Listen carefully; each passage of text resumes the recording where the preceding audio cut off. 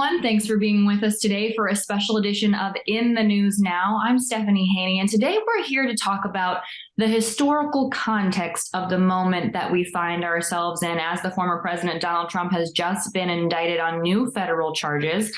So to talk about this, we bring in Associate Professor of Political Science, Justin Buechler from Case Western Reserve University. Professor Buechler, thanks for being with us here today.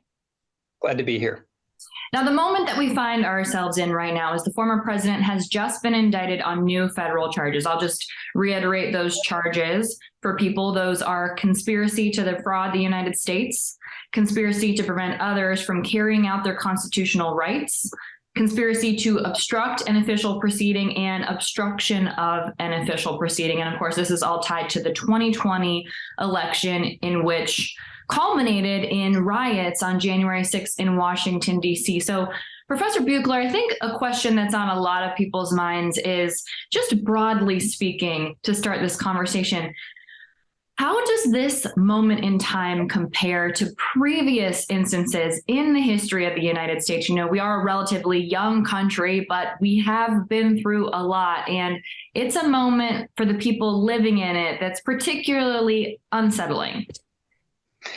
Well, yes, it is unsettling. And the obvious point, which others have made, is that we have never had a past president charged with crimes before. So Donald Trump is the first former president to have been charged with crimes. He has been indicted very recently. So this is the most recent set of indictments. But he will be the first former president to face criminal trials. And obviously, this is new. This is unsettling for a variety of reasons. And if we look back to, I think the obvious point would be Richard Nixon. Gerald Ford pardoned him after Watergate in order to avoid trials. And obviously, that is something that President Biden has decided not to do for a variety of reasons. But Donald Trump will be facing several trials for the variety of actions that he took. And this is an unsettling point in American history that we might have faced if President Ford had not pardoned Nixon. But here we are. Now, when I'm having conversations with people about this, just casually in my everyday life, because I know many Americans are having these conversations, a time period that gets brought up a lot when we talk about the riot that we saw in Washington, D.C., unrest over the way people are treated based on race when it comes to policing. A lot of people bring up the 1960s specifically, which was, of course, the civil rights area, and we had a president assassinated in the 1960s. So just to sort of compare this moment to then, it's certainly apples to oranges, but how should we be feeling right now as Americans? How should we be feeling about our country when it comes to this moment compared to an era like that, for example? Well, I can't tell anybody how to feel, but there are a variety of differences, obviously, to the 1960s.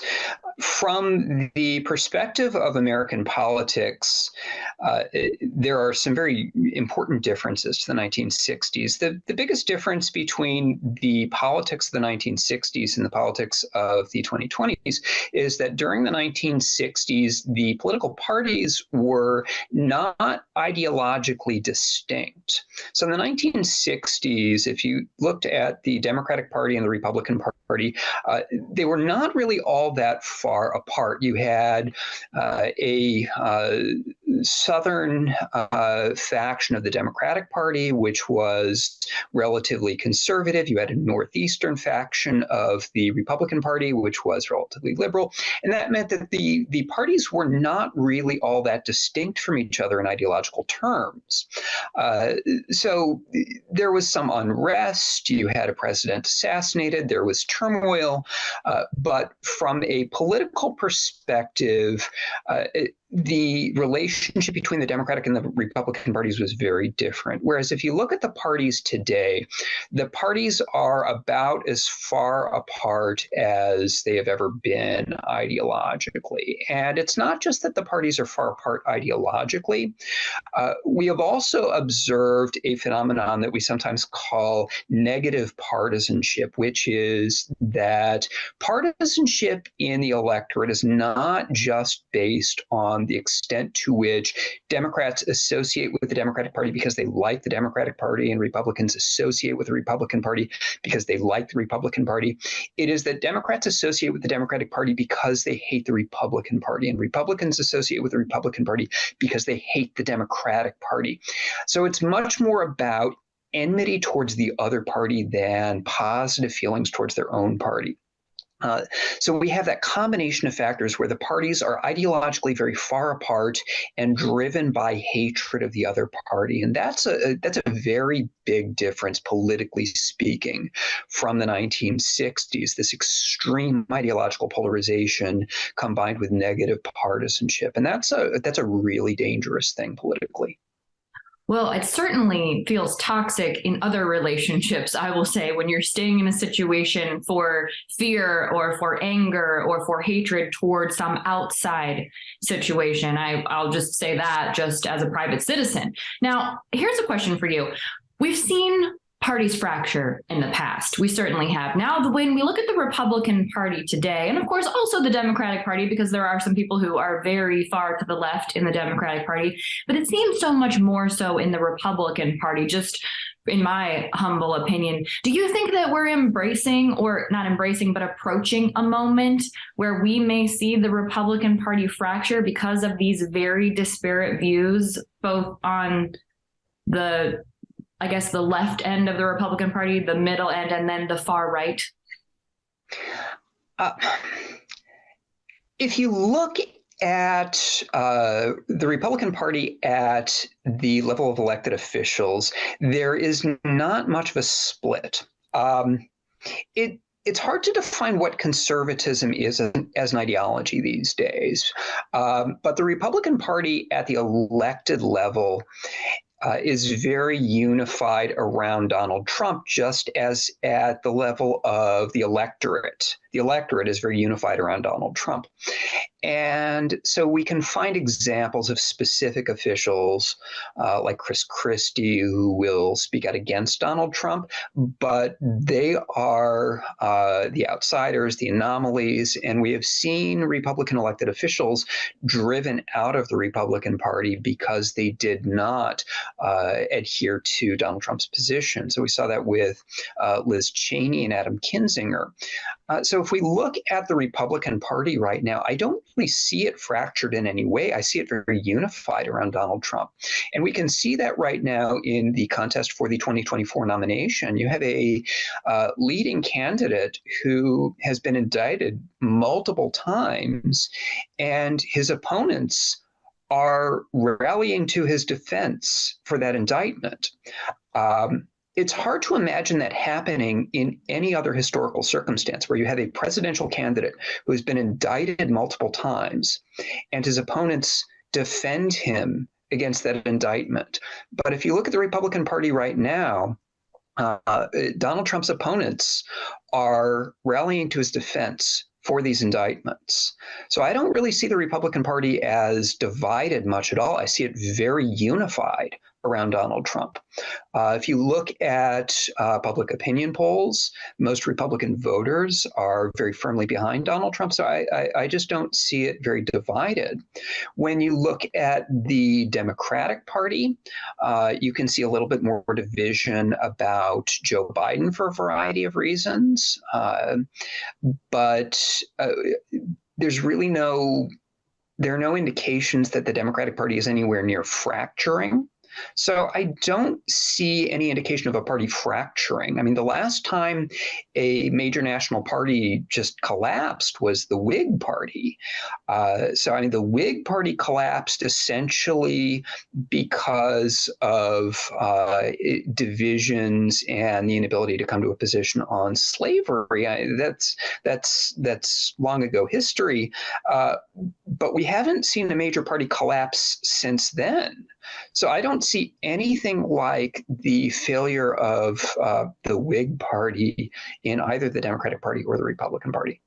Okay. Now, when we take a look at this moment as well, there may be a sentiment out there, and I'll speak to something that happened specifically in Ohio with the former Ohio House Speaker, Larry Householder, where he was convicted of federal racketeering for very, very severe actions where he was accepting bribes from a subsidiary of First Energy. And his defense at trial was fascinating. It was, this is legislation I believed in. Why wouldn't I do every single thing I could do to get it passed? And the sort of sentiment that this is how politics is. Do you think that that's an overarching sentiment that we're seeing when we see people who are still supporting Donald Trump? And granted, in this country, everyone is innocent until proven guilty. The former president will have his day in court. But as we continue to see these allegations come out against him, does there seem to be a sentiment that, well, this is just how politics is, all politicians are doing things like this? And does that vary from maybe previous moments in history that we've seen here in the United States? So one of the things that we have seen over the last several years in public opinion polls is decreasing trust in institutions across a lot of different groups, across parties, and just generally across institutions. Whether or not that is related to how voters in general and Republicans specifically look at the charges against Donald Trump, I think that's a little bit different. The current set of indictments, the indictments that Jack Smith just released, are related to the 2020 election. And if you look at public opinion surveys of Republican voters and what they think about the 2020 election, most Republican voters believe falsely that Donald Trump won the 2020 election. This is not true. Donald Trump lied about the 2020 election, but Republican voters sincerely believe that Donald Trump won the 2020 election. And that is going to affect how they interpret the charges being brought against him as they relate to 2020. That may be different from how they interpret the charges relating to the papers that Trump took with him to Mar-a-Lago. But in terms of the 2020 election, we have to remember that Donald Trump repeated the claim that he won the 2020 election, which was a false claim, but most Republican voters believe that claim. So that will affect how they interpret the charges being brought against him. All right. Well, let's switch gears now and look toward more of the current moment or recent history in other countries, because when we see this happening with the former president here in the United States, this is a first for us to have a former president or a sitting president. You know, no one who's held the office of president has ever been formally charged with a crime before here in the United States. Now, this latest set of indictments tied to the 2020 election at the federal level, some people are saying, a lot of people are saying these are the most serious charges the president faces. One reason that might be is because these are tied to actions he took while president. If we look at the other charges that he faced now, there's the New York case, which is tied to actions related to hush money paid to the adult film star Stormy Daniels. That was before he was president.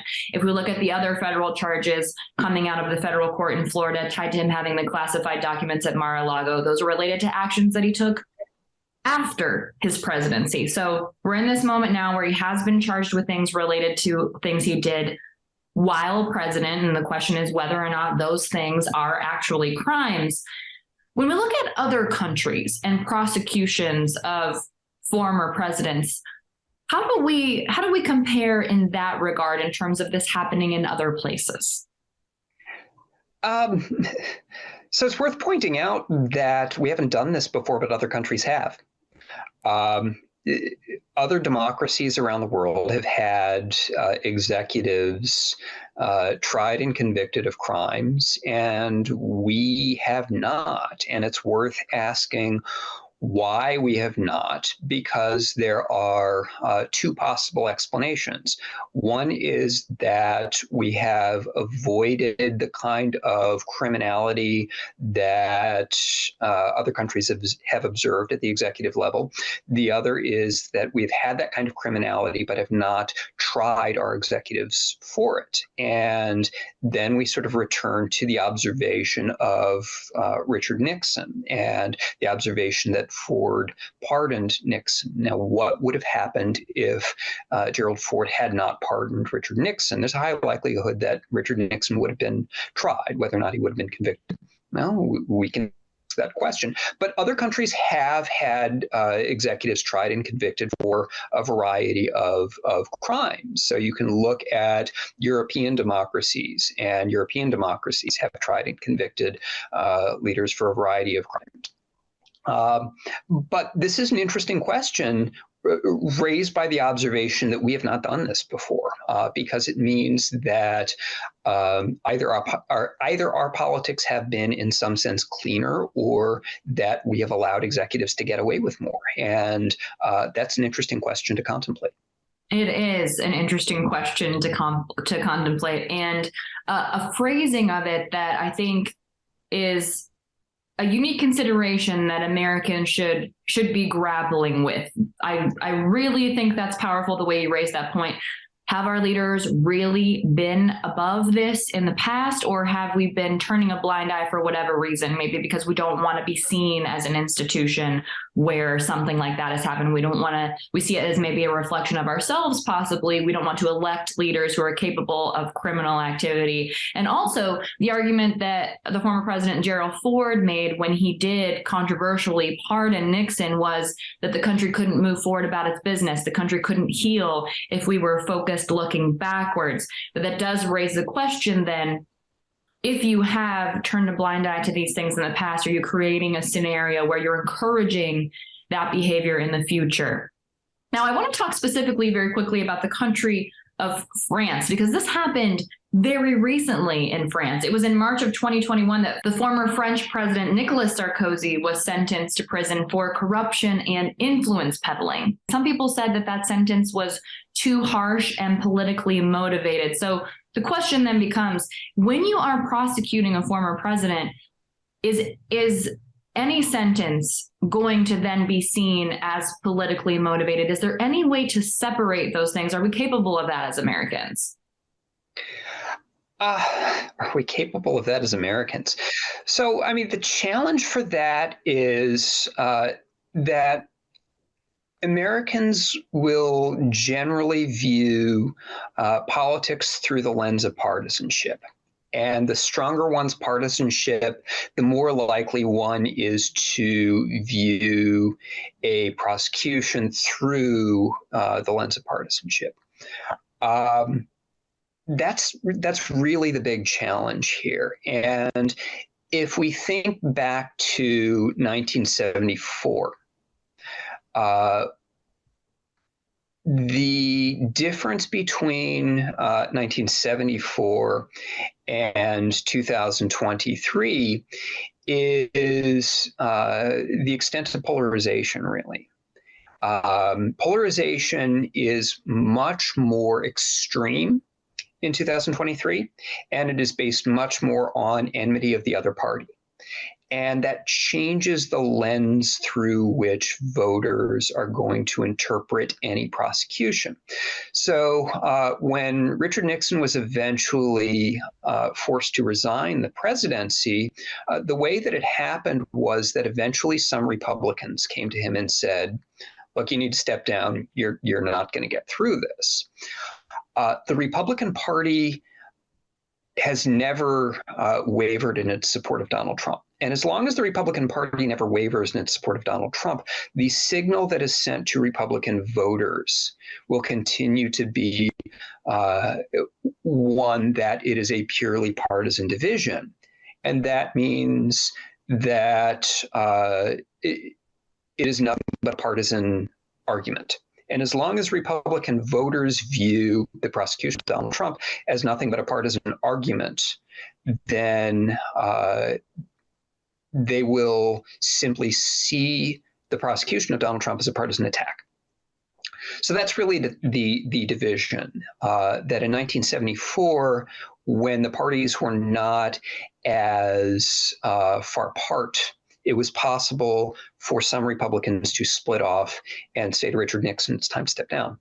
And that hasn't happened in 2023. It didn't happen during Donald Trump's presidency, and it's not happening now. And as long as those signals remain unified, that Republicans support Donald Trump because it's a partisan attack, then that's just how Republicans are going to see it.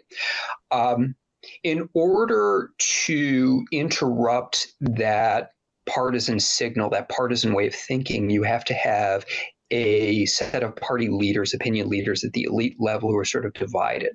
So hypothetically, if you had a set of opinion leaders at the elite level, who are trusted at the elite level, who start telling people at the elected level, who start telling Republicans at the mass level, no, actually, Trump did this, he did wrong, and he needs to pay the price, then you might start to see divisions at the Republican level, at the mass level.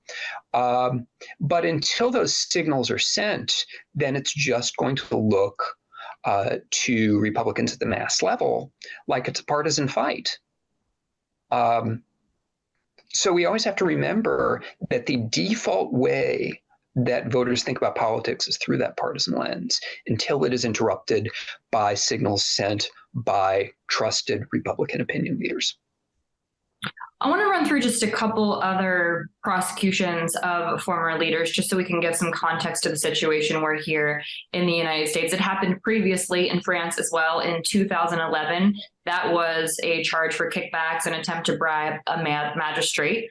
Also in 2021, the trial of Israel's longtime Prime Minister Benjamin Netanyahu got underway. That was for breaches of trust, bribery, and fraud while in office, which, as we said, we find ourselves in a situation where our former president is being charged for actions that were taken while in office. And then Jacob Zuma, the former president of South Africa, has been charged with money laundering and racketeering. There's been years of delays related to that trial. South Korea investigated and convicted 5 former presidents in the 1990s. And then there's Brazil, which brings up this question. Is it... And in Italy.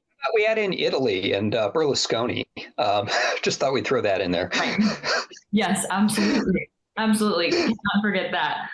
And in Brazil, so the situation that happens in Brazil is something that people are sort of looking at as a hypothetical situation that may occur here in the United States, because the ex-president there was jailed in 2018 for accepting bribes. Many thought that that prosecution was a politicized effort, and then reelected in October of 2022. So now we find ourselves in a situation where we are not sure if the former president Donald Trump will be reelected in the 2024 election. Does the age of a democracy have an impact on how we are able to bounce back from things like this and how we view the prosecution of our former leaders? So I don't know if the age of the democracy has anything to do with it, but there is a phenomenon that we call democratic backsliding. So the idea of democratic backsliding is that democracy functions not just based on rules, but based on what we'll sometimes call norms and guardrails. Democracy functions essentially because we, by which I mean not just citizens and voters, but elected officials, collectively agree to abide by a set of principles. And if one side simply says, no, we are going to break these rules and norms, then democracy is going to fall apart. So if one party decides to push the rules and the norms aside, then democracy will sort of slowly erode. And what will sometimes happen in a democracy, and this can happen in a relatively young democracy, this can happen in an older democracy, is that you will have a particular kind of leader who essentially wants to amass power. And then you will sometimes have a political party that will decide to back that leader for a reason that we will call ideological collusion, which basically means the following. You can get a leader with kind of authoritarian ambitions, and the party behind that leader will decide that they can get some policy gains by allowing an authoritarian leader to amass more power than the formal rules would permit. So you will get sort of a slow, gradual erosion of the norms and guardrails of democracy. And what you will observe over a period of time is the formal processes and ceremonies of democracy without much of the substance behind them.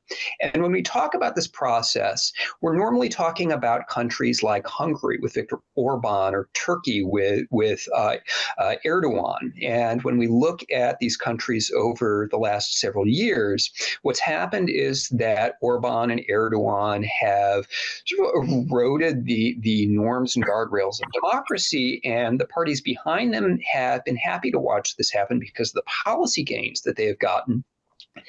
And they'll have elections in these countries, but the elections don't really mean all that much. And that's what we mean by democratic backsliding. And as this happens, we can watch the processes. But these are relatively young democracies. I mean, Hungary came out of the post-communist era, and in principle could have become a democracy. It just didn't. Some of the countries that emerged as Soviet satellites became more democratic, and Hungary didn't. Turkey has had sort of an interesting path since Kemal Ataturk. So we've seen some of these somewhat younger democracies do this. As an older democracy, would we have expected the United States to experience democratic backsliding? I don't know. So I don't know that time has much to do with it, but we have observed some processes where you can observe a kind of a leader with authoritarian ambitions, and then a party behind that leader will decide to make concessions to that leader with authoritarian ambitions for the policy gains, and you sort of erode the norms and guardrails of democracy in order to support that authoritarian leader. And we've observed this around the world. This all comes from a book called How Democracies Die. Whether that's good, bad, or indifferent, perhaps we're not as unique as we may have thought we were here in the United States, not only in our time period, but also in a global context of what we're seeing right now with our former leader. Well, there are ways in which we are unique, and there are ways in which we are not. We have a constitution which is somewhat unique. We are an older democracy. There are differences between the United States and other countries. There are differences between American culture and other cultures. We have the largest economy in the world, but there are patterns, and we can observe patterns around the world. I mean, we're not immune to the normal processes of economics and social science. Okay. Well, thank you very much for your time today, Professor Buechler. Really appreciate you helping us put this in context, both within our United States history and also at a global level. Thank you all for being here for this special edition of In the News Now. Of course, as developments continue in the cases against the former President Donald Trump, we'll keep you updated as they come in. I'm Stephanie Haney.